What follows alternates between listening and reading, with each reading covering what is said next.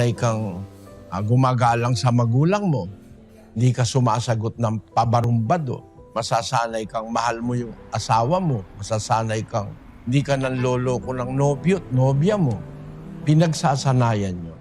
Kasi darating ang mga pagkakataon, yung budhi na yon, dudungisan ni Satanas yun. Pag-iisipin ka ng hindi tama.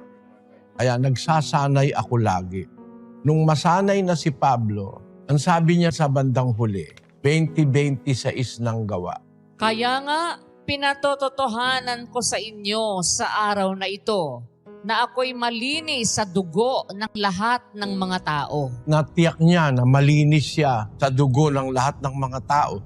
Nagsanay kasi siya ng mabuting budhi.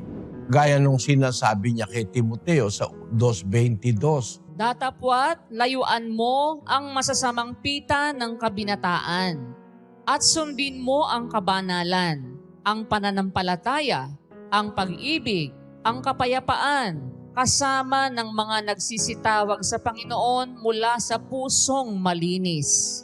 Susundin mo yung kabanalan, pananampalataya, pag-ibig, kapayapaan, kasama ng mga nagsisitawag sa Panginoon mula sa pusong malinis.